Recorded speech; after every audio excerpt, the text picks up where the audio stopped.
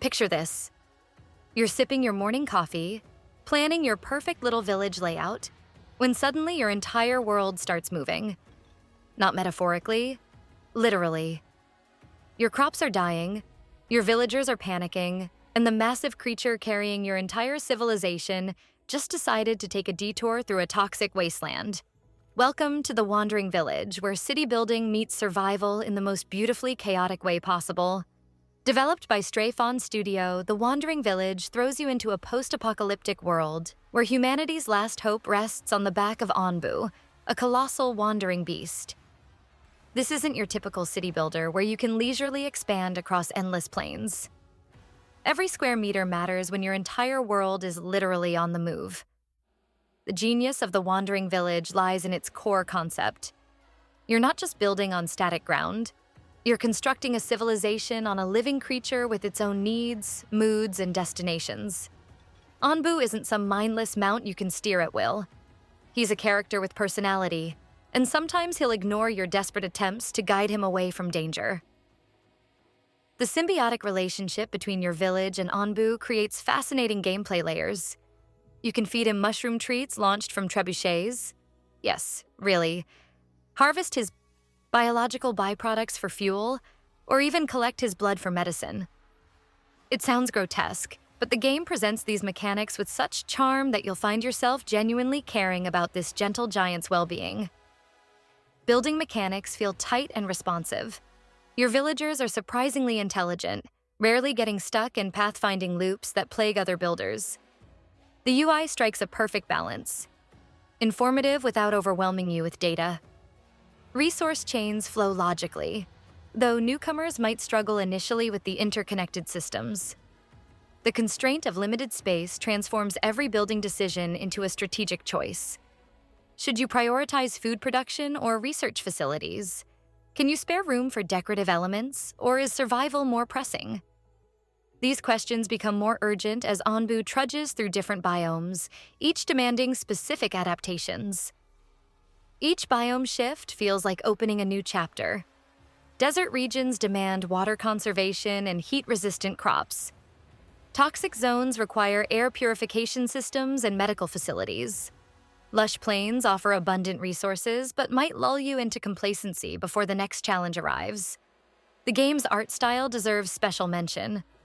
Hand-drawn visuals create a deceptively cozy atmosphere that masks the underlying tension. Characters move with personality. Buildings feel lived in, and Onbu himself radiates gentle majesty. The fixed camera angle can feel restrictive. You can't rotate views to admire your creations from different angles. But the trade-off maintains visual consistency. Don't let the adorable aesthetics fool you. The Wandering Village can be ruthless. One poorly timed storm can demolish half your infrastructure. A shortage of herbs might leave Onbu vulnerable to poisoning while your villagers hoard medical supplies. The game demands constant vigilance and adaptation. Resource management becomes a delicate balancing act between immediate needs and long-term survival. Your villagers need food, water, and shelter, but Onbu requires care too. Neglect either, and consequences cascade quickly. I've watched entire runs crumble because I focused too heavily on expansion while ignoring my host's health. The survival elements never feel unfair, though. Every disaster teaches valuable lessons about preparation and redundancy. Failed villages become learning experiences rather than rage-inducing setbacks. The game encourages experimentation while punishing carelessness. Despite its many strengths, the Wandering Village has some rough edges. The inability to relocate most buildings feels archaic in 2025. Misplace your research station? You'll need to demolish and rebuild it elsewhere, wasting precious resources. A simple relocation mechanic would eliminate much frustration. Resource sharing between villagers and Onbu sometimes feels clunky. You can't easily prevent villagers from consuming materials needed for your host's care. I've watched helplessly as my people depleted herb stockpiles while Onbu suffered from poisoning nearby. More granular resource management controls would greatly improve the experience. The campaign mode, while present, feels undercooked. Character dialogue lacks personality, and story beats feel disconnected from the core gameplay loop. Most players will likely ignore the narrative in favor of sandbox mode, where the game truly shines. The Wandering Village succeeds because it understands what makes city builders compelling: the satisfaction of watching systems work together harmoniously. But it elevates the formula by adding genuine unpredictability and emotional investment. You're not just optimizing production chains, you're caring for a living world.